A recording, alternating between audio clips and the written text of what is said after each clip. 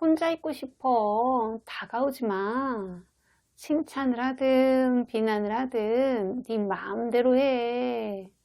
난 관심 없어. 무표정한 얼굴로 이렇게 말하는 것 같은 느낌을 주면서요. 홀로 동떨어진 외딴 섬 같은 그런 사람을 본 적이 있으세요?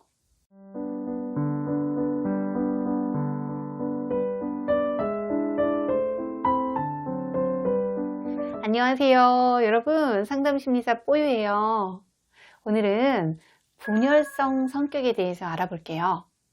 혹시 여러분은요, 분열성 성격이란 말을 들어본 적이 있으세요?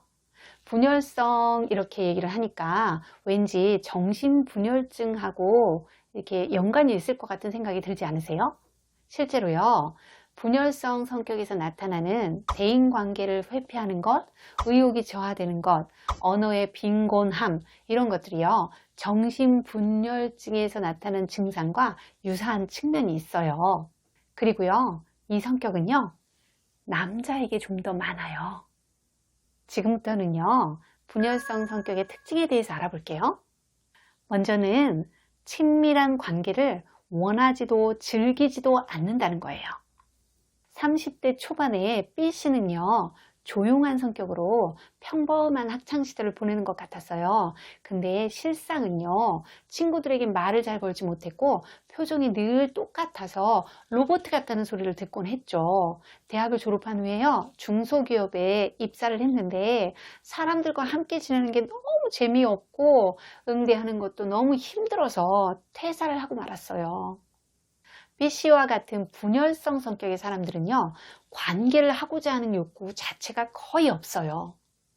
그래서 겉으로 보면요, 조용하고 수줍고 순종적인 듯 보이지만요, 사실 친밀한 관계를 만드는 것에 무관심해서요, 수동적인 거예요. 이들은요, 타인에게 말을 먼저 건네는 일이 거의 없고요, 자신을 칭찬하든 비난하든 관심도 없어요. 누군가 우스갯소리를 해도요, 무반응이고요. 옷차림에 대한 피드백을 들어도 무덤덤 그 자체죠. 어떤 상황에 대해서 대응이 서투르고요. 자신에게만 몰두하는 자폐적인 성향이 있는 것처럼 느껴지기도 해요. 두 번째는요, 혼자만의 세계를 선호한다는 거예요. 이들은요, 대부분 혼자 있으려고 해요. 타인과의 단절된 삶 속에서 오히려 안정감을 느껴요. 자신의 영역을 주변 사람들이요, 간섭하려 들거나 침해하는 것 같으면요, 아주 민감하게 반응하죠. 이들은 한마디로 외딴 섬 같은 존재예요. 이들은 주로요, 독서나 텔레비전 보기, 그림 그리기, 또 컴퓨터 작업처럼요, 혼자 할 수 있는 일에 몰두를 해요. 연구직이나 기술직에서 아주 두드러진 재능을 발휘하기도 하죠. 관계를 꺼린다는 측면에서는요, 회피성 성격과 유사해요. 하지만 회피성 사람들은요, 사람들에게 거부될까봐 관계를 회피하는 거고요. 분열성 성격의 사람들은요, 관계 자체에 대한 욕구가 별로 없어요. 세 번째 특징은 다른 사람과의 성적 관계에 관심이 거의 없다는 거예요. 섹스는요, 단순한 행위가 아니에요. 친밀한 관계를 맺는 통로예요. 그러니 친밀한 관계를 맺는 것에 대한 욕구가 별로 없는 분열성들은요, 성적인 욕구 또한 별로 드러내지를 않아요. 이들은요, 이성을 사귀는 일이나 결혼에 대해서도 별로 관심이 없어요. 막상 결혼을 한다고 해도요, 배우자나 자녀들에게 있어서 아주 세심하게 관심을 기울이거나 배려를 잘 못해요. 특징 네 번째는 메마른 정서 상태를 들 수 있어요. 분열성 성격의 사람들은요, 어떠한 일이 발생을 해도 감정의 동요가 별로 없어 보여요. 그리고 매우 메마르고 냉담하게 보여요. 눈빛, 미소 짓기, 고개 끄덕이기, 얼굴 표정 변화와 같은 기본적인 반응도 거의 없고요. 좋다, 싫다, 화난다, 짜증난다와 같은 기본적인 감정 표현도 거의 하지 않아요.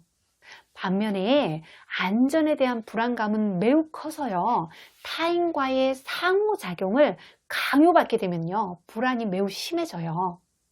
다섯 번째 특징은요, 정체감이 혼란스럽다는 거예요.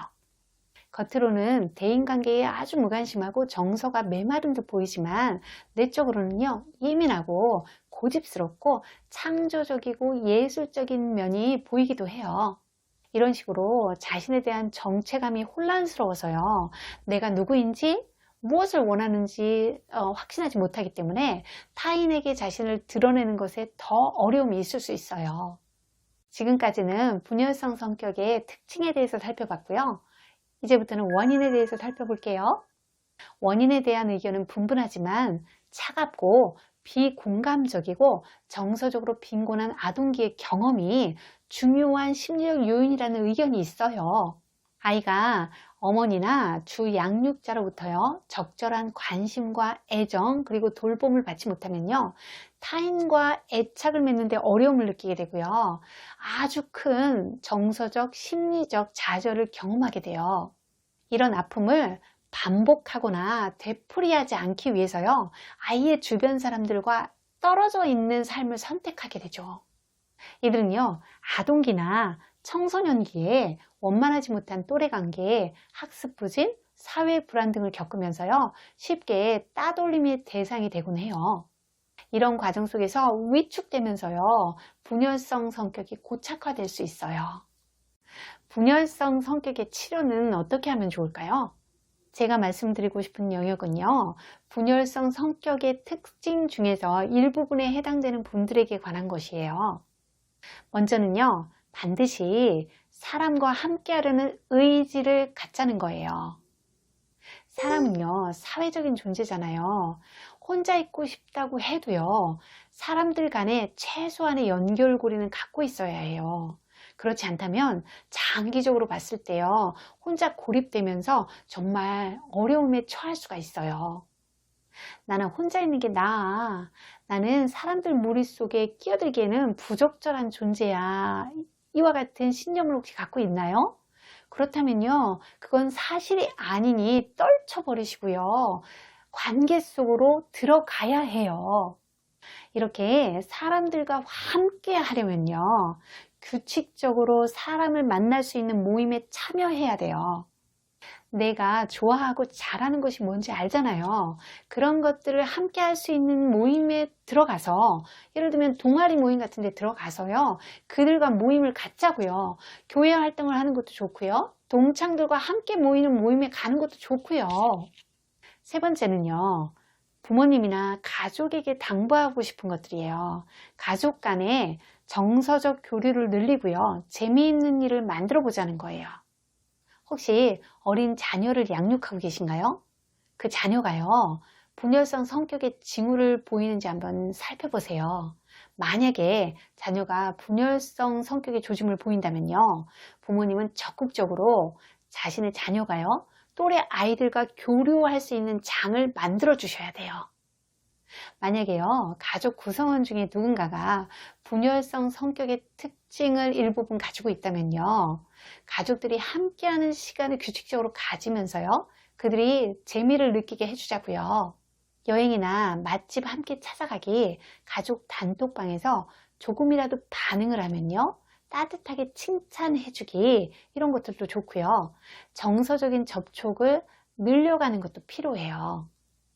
눈빛이 마주치면요, 미소를 싹 지어주는 거, 그리고 가볍게 포옹해주기, 손 잡아주기, 따뜻한 말을 자꾸 해주기와 같은 것들이요. 그런데요, 꼭 기억해야 할 한 가지가 있어요. 그들이 수용할 수 있을 만큼만 천천히 서서히 변화를 시도하도록 그렇게 도와주자는 거예요. 급하게 서두르면 그들은 불안해지거든요. 사람은요, 누구나 사랑을 원하는 존재죠. 그런데요, 분열성 성격의 사람들은요, 그런 자신의 마음을 잘 몰라요. 이제는 스스로 만들어 놓은 무관심과 고립의 껍질 속에서 나와서요, 사람들과 교류하면서 여러분 자신을 사랑해 주세요. 구독과 좋아요는 사랑입니다.